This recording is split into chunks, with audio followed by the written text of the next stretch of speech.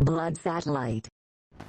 So I want to get to a book right now that I had a real whale of a time reading. I loved reading this thing.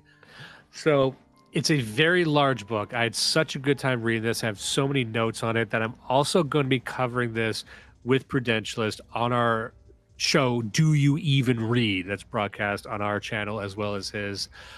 We could spend a bit more time with this. It might even be a two-parter. But I still wanted to give a brief overview on this show because some people don't listen to both shows. And I think you'll find this very, very interesting as well. It's called Christianity and Classical Culture by Charles Cochrane, a Canadian guy. I did not pick this with that in mind. It just was a pleasant coincidence. He's a Canadian guy. And I absolutely love this book. Some other cohorts and myself are also covering it.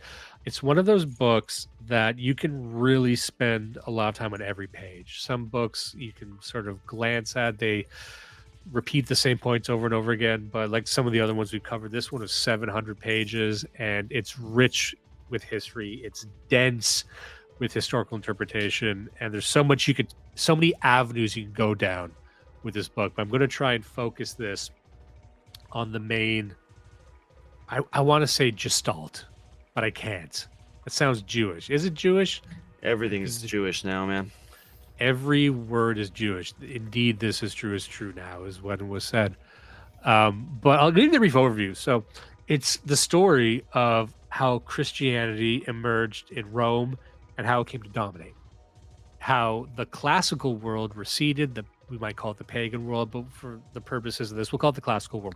Hellenism, the pre-Christian religions in Rome, how that withered and died, and how Christianity rose from that, how much of it was responsible for. Because really, this whole transition took centuries. It took the place over many different Caesars, many different figures. And we also covered this in another book by Rodney Stark called The Rise of Christianity. That was an interesting book, a lot shorter. And the thesis of that was to show that, in Christian mythology, when it emerged in Rome, there were mass baptisms, that there was this massive wave of acceptance of it. He was showing that that wasn't true. Obviously, that wasn't true because Rome took very comprehensive censuses of the population, and they could see how Christianity slowly was adopted over the years. And in certain parts of Rome, it had many false starts, and then certain elites became attracted to it. And that's what's also expressed in this book, but it's showing the gradual rise of it, the rise of Christianity. And I think that's a more interesting story because it's not like Christianity moved into a desolate world, a primeval tribe, and it just kind of implanted itself there very easily. It had to make a very strong argument. And what this book does, what Cochrane shows, it's that the reasons why Christianity was adopted, or it was seen as superior, and this is the main line he has, why the classical way of thinking was supplanted by the Christian way of thinking. There was a revolution in thought, and it wasn't even necessarily just about the figure of Christ. And even I want to point to E. Michael Jones when we covered Logos Rising. There's a lot of connected books to this, but Logos Rising, another tome of a book, but he makes this really interesting argument that the seeds of the Christianity were sown in Greece, right? That he had said that the Greeks needed to teach the European mind how to think, and it had to evolve the European mind so it could grasp the concept of logos, which is a very advanced idea, the idea of the word of God and God as the word, and the idea of the Trinity. Like, you could not teach that to a primitive mind. They lacked the tools to apprehend it.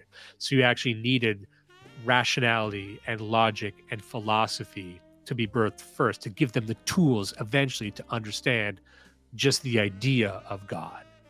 And even in the last book we did, Sex and Culture, you saw glimpses of examples of these primitive cultures and their relationship with the supernatural and their understanding of nature and the unknown. Like, they could not even begin to understand God as you know. And that's one thing he says in Sex and Culture by James Unwin. He had said that their understanding of the spirit is very different than yours. And we make a huge mistake, a grievous error. When they say spirit, we think they mean spirit, like we mean spirit. They don't. It's much more fluid. It's much more submersed in the same thing. Gods are the same as spirit, and nature's kind of the same as the paranormal. They don't segment these ideas. And part of what he's getting into this book is how these states are segmented. And I'm even reading this other book we'll get to next time called The Disenchantment of the World, about how, as we advance these days, we kind of segment the supernatural from the natural. And it's this process of segmentation that leads to the total disruption of our immersed society. Because the traditional, the primal society, everything was very fluid and immersive, like I said. So I dumped a lot on you right there. So are you tracking this? Does this sound interesting at all? You know what has been sticking in my mind from the beginning is this, the idea that there was a stronger elite component to early Christianity than otherwise people might think, that's what makes me curious, because it's kind of contrary to my understanding of early Christianity. Yeah, they think, it was from the bottom up. It was a populist movement. But then you would look to Constantine. If you are not subscribing to phantom time theory, which of course Constantine was just made up because we wanted to sort through the drawer and find 300 years. But Constantine was an example of one of these figures that not only adopted but promoted Christianity. So people will point to Constantine and say, well, he's the one who did it. No. The stage was set for Constantine decades prior. And it wasn't just Constantine that did, because his successor was anti-Christian and actually tried to revive Hellenism in a lot of ways. And so there's lots of fits and starts. There was lots of attempts to normalize Christianity and then persecute Christianity. And then there's objectively cruel persecution of the pagans by the Christians, and then that was pushed back as well. It was a give and take a lot of the time, and what you saw really was the adoption of a different sort of worldview that was more advanced, and that appealed to elites, and that appealed to, like one thing you see, and we won't get into this too much in the book, but the emergence of this thing called monasticism. So the monks, this idea that you would believe in this so much, in this faith, that you would separate yourself from society and dedicate yourself just to that. That was such a new idea that you didn't see that before, that regular people could do that. You know what I mean? Because your identity, and this is important to establish, and this is one of the reasons when I explain this to people, why Christianity was adopted so much, was consider your identity in Rome, in the classical model, was so bound up in the state. It was so bound up in the empire, in the Imperium, right? Your pride was bound up in that. So, which is good as long as the state is growing and flourishing and has a great leader, a great emperor, a great Caesar.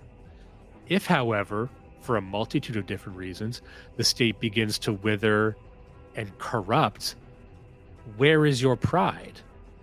You are so inexorably tied to the state that if the state becomes unhealthy, then you feel as if you're unhealthy. So, a couple of examples there. The Roman Empire, due to its conquest, due to the expansion of the Imperium, had a multiculturalism problem. It had a problem of other cultures coming in, and all of a sudden the Roman people lost a sense of themselves. So now your empire, your Imperium, which was so tied to your identity, well, that identity becomes very confused. And what is this now? Furthermore, there's economic problems. Maybe the state isn't as powerful as it used to be. Maybe one of the leaders, maybe got a Nero. So now your emperor is a fucking psychopath, like a piece of shit. So, well, what does that say about you? Your identity is tied up in this thing that is persecuting you now. So you need something more. You separate from the state. You're looking for something else. So again, and you would see this in Germany too. Like, let's say Hitler won. So much of the Third Reich, in my opinion, was tied to the personality, the charisma, and this great historical leader of Adolf Hitler. What happens when Hitler dies? Of natural causes. You better hope there's a Hitler too. Because if in a fascist system that your identity is so tied up in the state apparatus, if the state apparatus starts to decline, then your entire fucking identity is in flux. Like you don't have anything. Like it needs to be that good forever, right? Because if you don't have a Hitler too, if you get a piece of shit, then people start to wander. People start to look elsewhere. And that's actually what happened here. So I'll just read a bit here, and this will be a bit more free flowing because I'm not going to get to it all. But I don't know. The more I think about this, the more I love it. And it's so, like I said, dense with history and examples that I encourage people to read it on their own accord. He says, the theme of this work is the revolution in thought and action which came about through the impact of Christianity upon the Greco-Roman world. In this work, I have ventured to defy the accepted convention and attempt a transition from the world of Augustus and Virgil to that of Theodosius and Augustine. The history of the Greco-Roman Christianity revolves itself largely into a criticism of that undertaking and of the ideas upon which it rested, vis-a-vis that it was possible to attain a goal of permanent security, peace, and freedom through political action, especially through submission to the virtue and fortune of a political leader.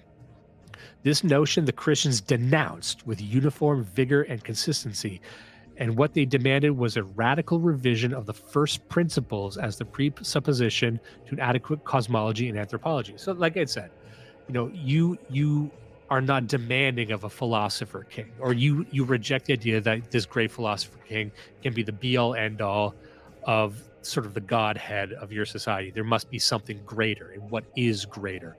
Because you look around and perhaps your gods you find lacking.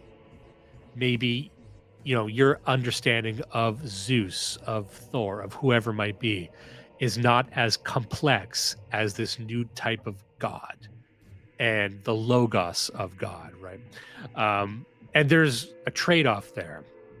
And we'll get into this later. Probably can't get into it now, but you do lose your ties to the real world that way. But we'll get to that another time.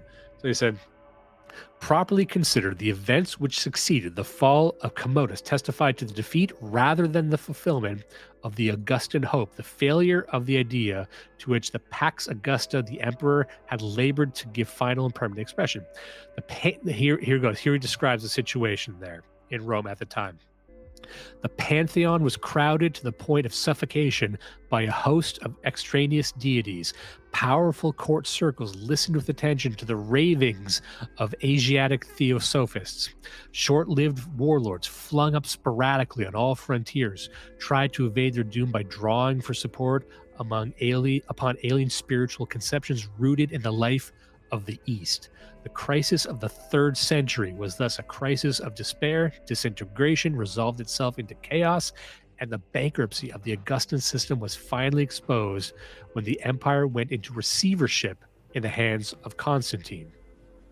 With the overthrow of Carthage and the kingdoms of the Hellenized East, it presently became evident that the spirit which had served to create the empire contained no ingredient by which it might guard against its own excess. In that transformation, we may perceive the genesis of divisive forces which were destined to shatter the foundations of public concord. Those forces found their supreme embodiment in Julius Caesar. So what he was saying there was what I was saying before, which is that the circumstances, the pool from which Christianity would rise up from, was a lot of different layers. There's a lot of dimensions to it. There was the economic dimension. There was the failure of the state. There was, like, he keeps talking about Eastern incursions, that there's this Eastern mysticism creeping in that people don't like. There's a lot of chaos on the fringes of the empire that is creeping into the imperial center. So it's upon that canvas that Christianity took root, but took root at different levels as well. So he continues here. The perils by which the ancient Pax Romana was threatened was already evident in the days of the elder Cato, even if their meaning was not yet fully understood. It was indeed Cato himself who first sounded the note of alarm. Viewing with apprehension the rapid disintegration of the traditional morale, he attributed it to a mixture of elements brought about by the wars of overseas conquest, which had exposed the state to an influx of foreign customs and novel examples of living, a multiculturalism problem. In his hostility to influences such as those represented by the Scipios may be found in the explanation of Cato's famous observation that the reception of Greek culture would mean ruin for the Roman state.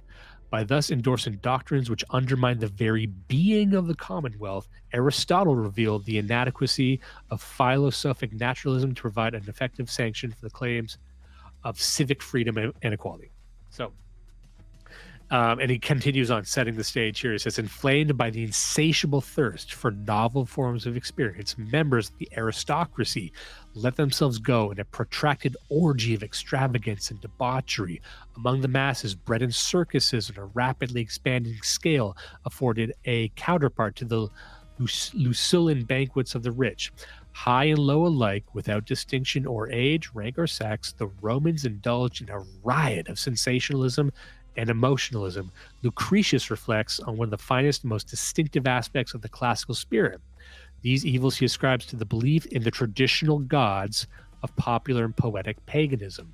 From this analysis of the situation, the remedy follows as a matter of course. The ills which thus afflicted mankind were, as we should say, psychological. They are products of an unreasonable hope or fear. What Lucretius thus advocates is, in a word, salvation through enlightenment. And that's one thing he gets to in this. Like, you see the modern Western mind occur in flashes here. Like, what is the idea of civic nationalism or individualism? Individualism was not created by the Enlightenment, not really. You see flashes of this idea of the importance of individualism. Like, you're not just subservient to the state. That's what really Christianity brought in. It was like, no, you are an individual and you matter. That was a revolution of the mind at the time. And he makes a note in here when, you know, one of the things that they begun to lionize in the Hellenistic culture was Hercules or Heracles, the idea of the heroic figure. Many of the pagans on our side say we need to get back to that. We need to get to worshiping the heroic. And I understand where they're coming from, but you must also understand that the Christian Revolution was so interesting because it said, not only do you worship these heroes, you can be heroic. Yeah. You can reach Valhalla, heaven, wherever it might be. It's not just reserved for the heroes, which are mythologized and you worship at. It's like you can actually achieve that. Again, that was a mind revolution that you can stand at the same level as them. Just to point out what I find is interesting, because you were talking a lot about like Commodus and Constantine, but if you talk about Lucretius and the Epicureans, this is before Christ. So like already this, like you said, in Greece, this was taking root. This was already an idea that was floating around. They were already talking about the degeneracy. And then hundreds and hundreds of years later, it's reached a fever pitch. So, but this is crazy. Like, I never thought about it this way, but yeah, the Greeks were already laying the foundation of this before Christ was even born. And this was what Michael Jones is getting to in Logos Rising, the idea that you need this thing called logic. You need to, because logic, again, is not natural to the primeval or primitive mind. You need Greek logic, and you must understand that to begin growing from that an understanding of God. So that's what he was saying. Like, we needed to go through those phases to get there. So, and just like with the idea of individualism, which was, you know, turned into rationalism later on through the Enlightenment and the rationalist movement, but no, it started here and even before that. You know what I mean? And so once you see the transition and the evolution, that is fascinating, and it's not mythologized, but you understand how many of these components are unique to the Western mind, the European mind. They didn't naturally occur elsewhere. And in fact, you had like Eastern mysticism coming in. So they were civilized too. These were other civilizations, but different, lacking the same tools. Maybe they're somewhat similar, but not really. You know, they had philosophy, but their philosophy was alien. And this was a way to reject that and not just fall into that weird shit, right? And he goes on here on that topic. He says, Greek literature reveals many varieties of excellence, and it points to many alternative ways in which it may find expression. It is in in this, it's no doubt faithfully portrayed one of the most remarkable aspects of Greek genius, the Faustian curiosity, which helped to make their civilization progressive. In fact, even the Greeks themselves did not succeed in formulating an intelligible theory of progress. But notwithstanding the diversity of its findings, Hellenism maintained throughout a consistent attitude in seeking to view its problem objectively and looking to nature for the answer. And from that standpoint, one ideal at least appeared to be excluded as beyond the reach of humanity.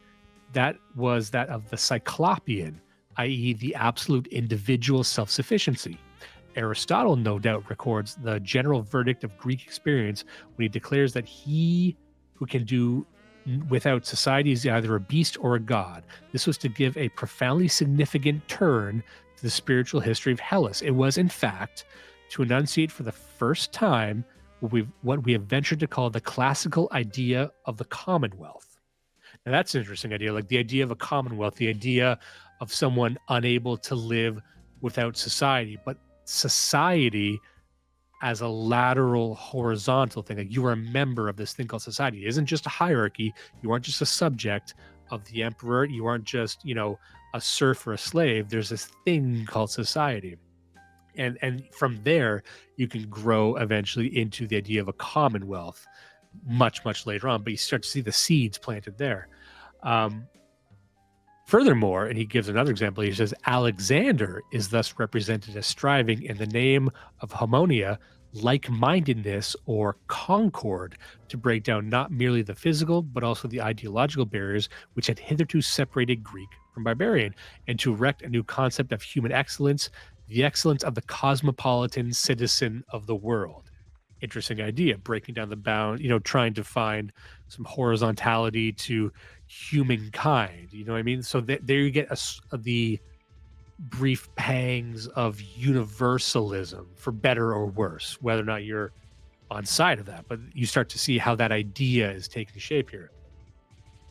So, and he goes on here, and this is what I was talking about before with the Hercules. He says, accordingly, in the myth of Hercules or Heracles, they discovered a form of the power cult which appealed to them as elevating rather than degrading the human spirit. Hercules, declares Cicero, has gone to join the gods, but he never would have done so had he not paved the way for himself while he was still a man among men. Again, the fact that the law commands us to worship certain of the human race who has been consecrated like Hercules and others indicates that while indeed the minds of men are immortal, those of the brave and good are intrinsically divine. We are now in a position to see the point to which the pursuit of strictly human excellence by power strictly human has brought us. We have crossed the frontier of mere humanity and entered in the region of supermen. Interesting. So you start with Hercules, this idea that, a man can become a god, a man can transcend. Now that's not Christian, that's Hellenistic. That's interesting. But you have the birth of the idea that, we can achieve godhood through these works of strength. But you develop that even further, and how many of you can transcend to that. You know what I mean? Like, do you need to do something utterly, mind-shatteringly heroic? Do you need to slay a god? Do you need to slay a demon? Or can you do other things to transcend, to be heroic in spirit? Because there's a sense that Christian values and these sort of horizontal values are heroic in spirit. It is defending yourself. It is fighting evil. You, the individual, are standing against evil in your actions, and you are engaging with the God in a one-to-one relationship with prayer. That, for a time, would be heroic, that you could even claim to do that, and you weren't just appealing or begging to the gods. You were having a more direct relationship, and you were taking it upon yourself to stand against evil instead of begging the god to fight evil for you. So you're taking a more active role. So you start with Hercules, and then that develops into something else. But maybe you wouldn't have gotten to that without Hercules setting the stage, of course. Okay.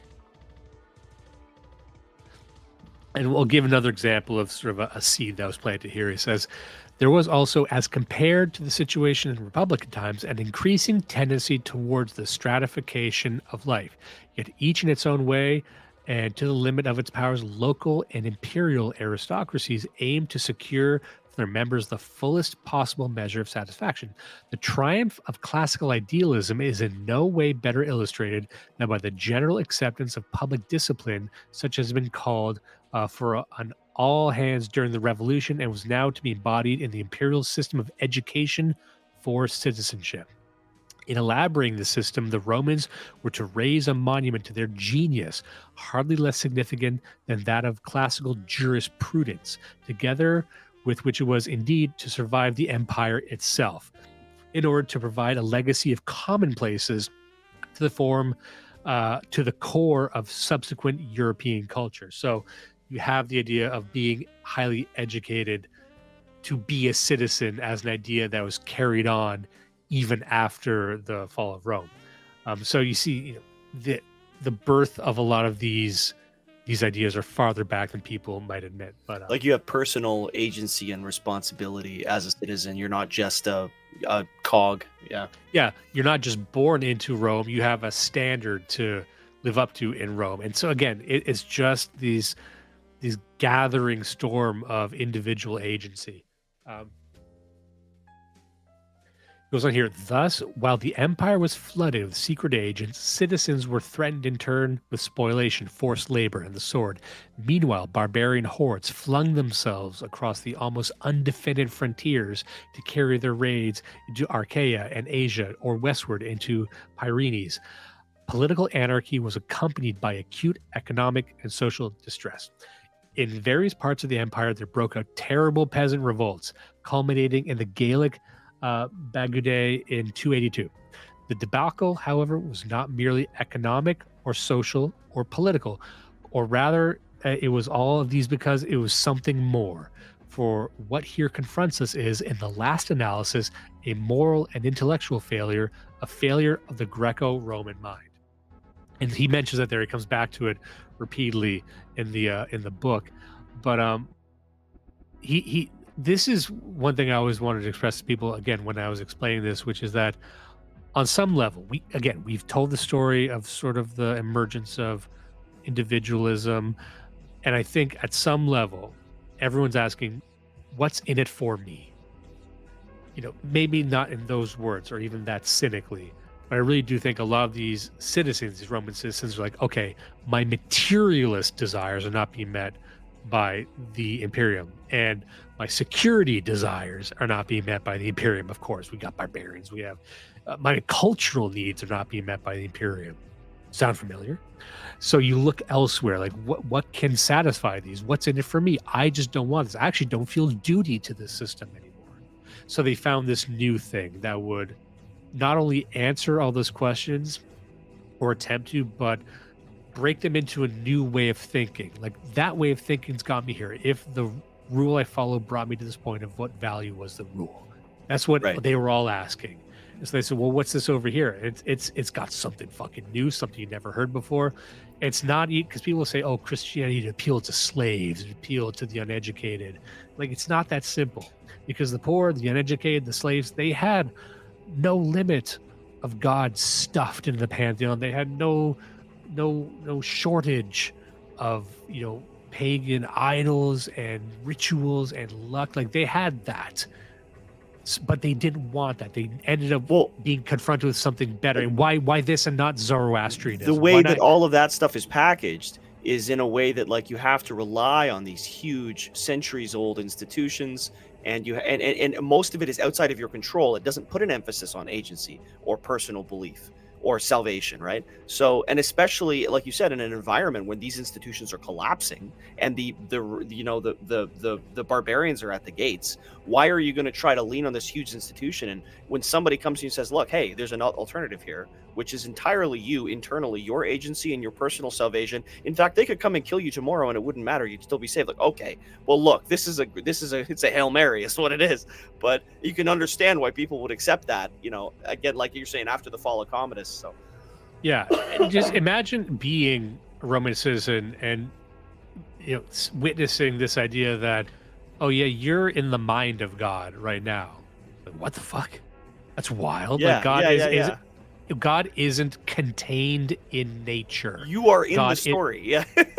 God, you're in the mind of God. You are part of God. Even though you stand apart from him, you are an important function of this thing called God, because God is also the word. Word is creation. You are inhabiting creation itself. So it's not like they were looking for a fairy tale to believe in. That was such an upgrade in their way of thinking. And that's the argument made in this book, that it's not just enough to worship strength. And you would only think that if you just didn't want to give any sort of credit to what Christianity is. And of course, there's like dumb Catholics. Of course, there's stupid Protestants. Of course, there's people who don't think about it like this. They don't care about the history, and it's just muscle memory for them. Maybe they were just raised in it and they don't even believe it. It's just a thing they do. I understand that. But also, to people who really, really understood and believe this, comparing this to just the rituals they had before, this actually seemed more attractive and interesting and revolutionary. And he explains it here a bit more. He says, nor is it unreasonable to suggest that the defect in question was intimately connected to the classical logos of power. Classicism, as we have seen, resolved the concept of power into a subjective and objective factor. The former, character, which would be art and industry; the latter, circumstance, meaning fate or fortune of the gods. Tracing its genesis to a combination, or at least a coincidence, of the two. But, as must be evident, this solution was no solution at all, for in this combination no intelligible relationship could be established between the two component elements. A still more sinister development, if possible, was that of a belief in astrological and solar determinism, a faith which invaded the empire with the Chaldeans or the Matamachi. The acceptance of such beliefs involved a picture of nature in terms of either sheer fortune or alternatively fate. We have now tried to show how, according to classicism, the power deemed necessary to protect civilization was supposed to depend upon a fortunate coincidence of character and circumstance, a coincidence thought to have been finally realized in the person of Augustus. From this standpoint, the future of Rome appeared to be bound up in the cult of Augustan excellence. So again, the very things that we think are attractive about power worship or strength worship or a lot of these pagan idols, so much of that is connected to luck or fortune of the gods, which is very, he's putting forth an idea that a lot of that might have been Eastern incursion, because how obsessed are Eastern people with fortune and religion, and not even fortune of the gods, just fortune of ritual. Yeah. Do this, do X and Y will happen. Yeah, yeah. Because nature does it to you. And then that evolves in the West by saying, no, it is the conscious decision of the luck giver that presents you the luck. But it's not that different than just luck being a function of nature. And if you roll these stones in a certain way, just like when we talked about sex and culture, like, oh, you think you can control the paranormal with this stone, right? But now you see that maybe an obsession with fortune and luck isn't that attractive over time, you know? Mhm. Um, there's a whole part on the Edict of Milan that I might skip. I will get to that with Prudentialist when we do a more exhaustive coverage of this book, but I really want to keep it to the juicy bits here. He goes into what we were just talking about what made God attractive. He goes into the Nicene Creed and the council that birthed all this. But I'll just give this segment here. It's kind of a long one, but I think it summarizes what I was just saying pretty well. He says, according to this revelation, as it was understood and propounded by the council, the Godhead presented itself as a Trinity, the first element or person of which, God the Father, the great I Am of the Hebrew Scriptures, emerged specifically as substance or being. We may here note, to begin with, that to acknowledge the Father as the ultimate foundation and source of all being in the universe was to deny the reality of any opposing principle, such as had been imagined by the Manichaeans. In other words, to bar the door to metaphysical dualism. Furthermore, the being thus ascribed to the Father was not the abstract being of philosophy, We may here observe that there was no attempt whatever to demonstrate the truth of these assertions in terms of acceptable classical science. On the contrary, they were propounded as strictly as de fide, as matter of faith, beginning and ending as affirmations of the religious consciousness.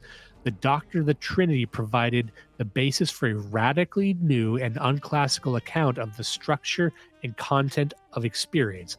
The assumption of classicism, or at least of Platonism, had been that there was in nature an exact equivalence between being and knowledge. Its effort had therefore been directed to the attainment of pure knowledge as the means of apprehending pure reality. For it was but one world of experience, and that common to all beings on precisely the same terms. Thus envisaged, however, the deity presented itself not as an object of, but as the basis for experience, the God in whom we live and move and are. So this was not an idea that you even needed classical science of reason to apprehend, but you required it to even understand this idea. And I'll probably wrap it up soon. So he says here, the formal liquidation of paganism under Theodosius and his successors has been characterized perhaps the only example of total extirpation of any ancient and popular superstition, and thus deserving of consideration as a singular event in the history of the human mind. The prohibition of pagan worship, which followed in 396 by a final cancellation of privileges and immunities accorded by ancient law to the priests and ministers of pagan cults, whose profession was now officially outlawed. The suppression of official paganism was but one aspect of a sweeping program, the object of which was to establish a more or less exact coincidence between Catholicism and citizenship. And I can imagine our pagan listeners saying, aha, look, persecution from the Christians. No argument here. Thus apprehended, however, Theodosianism betrays a fatal confusion of ideas, for to envisage the faith as a political principle was not so much to Christianize civilization, but to civilize Christianity. Yep.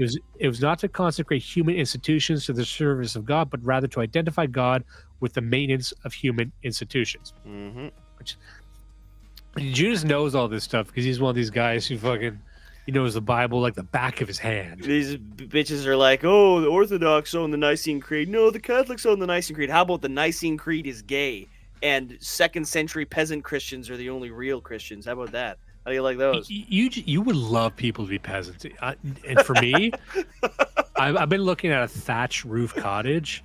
Like, it's I want to live and die there. I'll thatch that, yeah, for sure. I want to be living and dying, just going back and forth, always. When you take a snapshot of me, you don't know which one you're going to get. He continues on here. The ultimate consequence of Theodosianism was, of course, to lay the foundation for a new European order. Its immediate result, however, was to precipitate the final destruction of the old. The period following Theodosius may be characterized in general as one of twilight government by twilight men, whose puny and distracted efforts proved utterly inadequate to forefend the approaching doom.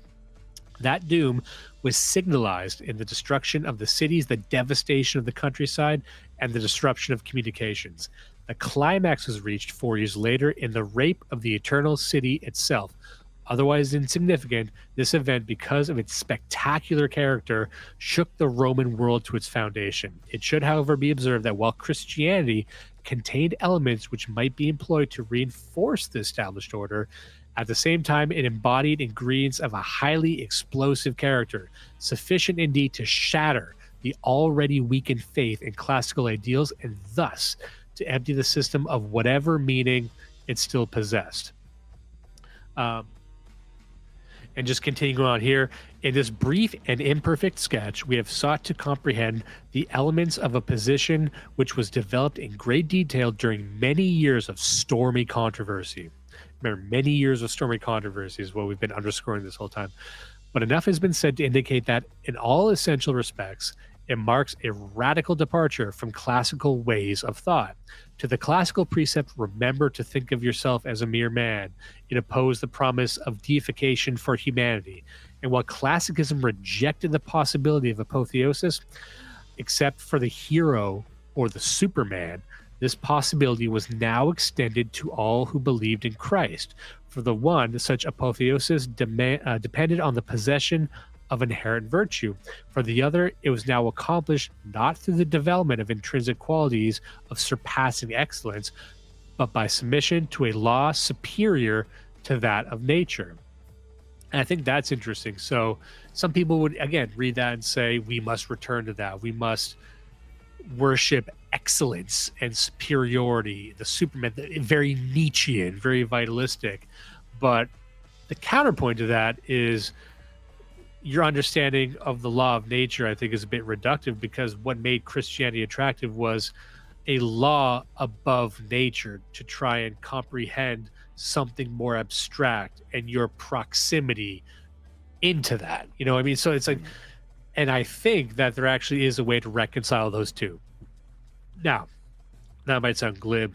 That might sound like the doomed madness of the rogue intellectual. How dare I say that? You know what I mean? Is there a way to synthesize these two things? Because I see both present in the European man. Yeah, I see that is the Faustian spirit, and it is, we are in the dialectical tension between these two realities. I don't even think one can win over the other, because I don't, in fact, think that Christianity exists without absorbing so much of that culture. Yes. And I believe that's really the story of this. And was it the last book we were talking about? When we were talking about this, we were talking about, it was the I think that will be the next one. Yeah, the next one I have lined up is the Germanization of early medieval Christianity. That's we'll get to the next time. And that in detail is the story about how, as the church brought Christianity to the Germans, there was a lot of characteristics of the German people that kind of fed back into the Catholic Church. I just want to step out of this for a second. Like, how many years have we been doing the show? Like 7, 8 years. I don't want it. We're doing a book called The Germanization of Early Christianity. Like, that is the most boring sounding shit ever. I am so excited to talk about that. It's so good. That sounds so good. Honestly, I remember Censored Anon, a great creator who does clips for the show on our YouTube and our Odyssey.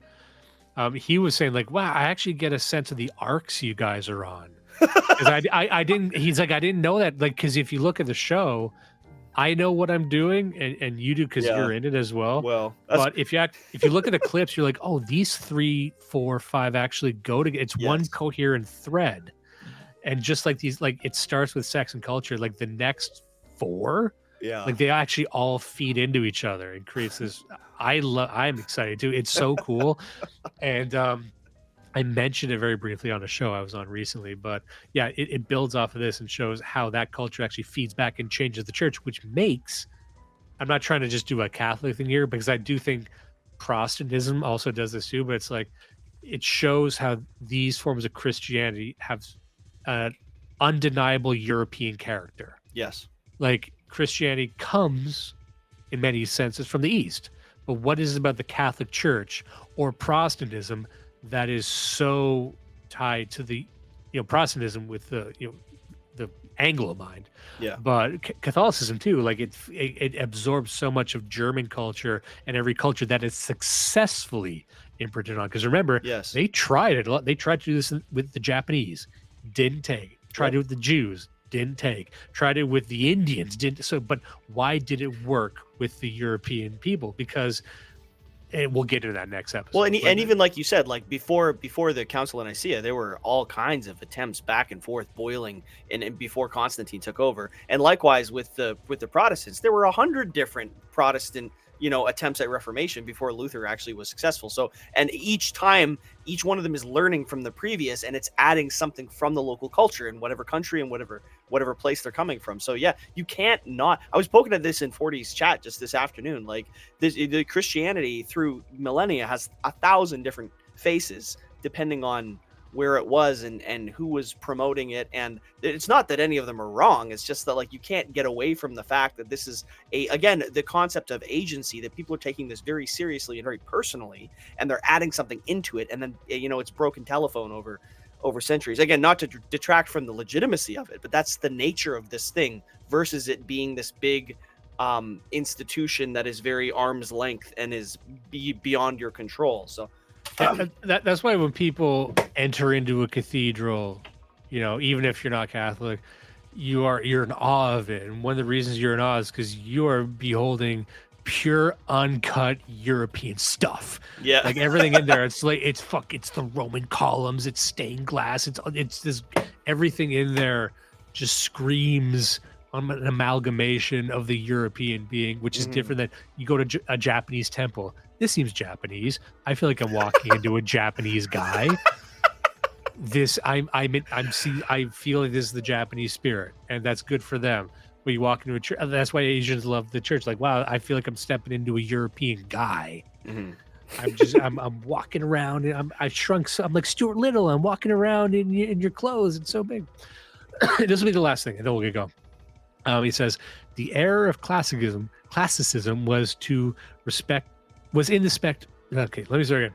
The error of classicism was in this respect original. It could indeed be traced to the world of naive experience revealed by Homer and the poets. The word to which Homer introduces his reader is a world of movement in which impressions succeed one another with lightning rapidity. Against this background emerges the figure of man, face to face with a mysterious universe, which his riotous imagination peoples with demonic forces, while at the same time his reason struggles vigorously to reduce those forces to some kind of order. To this endeavor, he is impelled by a conviction that on his power to overcome the obstacles which confront him depends his lot on destiny, and therewith the possibility of achieving the heroic ideal by conquest, the conquest by virtue of chance and necessity. Already in the Odyssey, the optimism with which the Iliad appears to justify becomes somewhat remote, and as the vision of triumph to be achieved through wit and endurance, the main ingredients of virtue, fades from the screen. There arises a further, more energetic, and at the same time more conscious and deliberate search for the principle of understanding. I thought that was interesting, comparing the Odyssey to the Iliad, saying that you can almost detect a transition in the way of thinking and almost a separation from the desire of fortune under the gods. Yeah. Again, I wouldn't say that, and I'll leave it at this. It's not that people desired a weak fairy tale for weak people. It seems to me that they desired something more complex. Yeah. But could also integrate strength. And it wasn't a rebellion against strength. It wasn't even necessarily a rebellion against the Superman. Maybe they just absorbed that into this other thing. But they needed something more. And sorry, I cut you off there. No, I absolutely agree. I was just like, they want to be involved. Like, they see strength and they love strength, and that is a virtue to them. But they want to display their own strength, and they want to have identity through strength. And you know what I mean? Like, they want to be. That's where the agency comes in. You're not replacing strength with agency. You're adding agency to strength. That's a great way to put it. That's probably as good a place to end as any. All right, so thank you so much for that nice bow on the top of this, and you'll like. Do not let the rapists win. Listen and love Blood Satellite.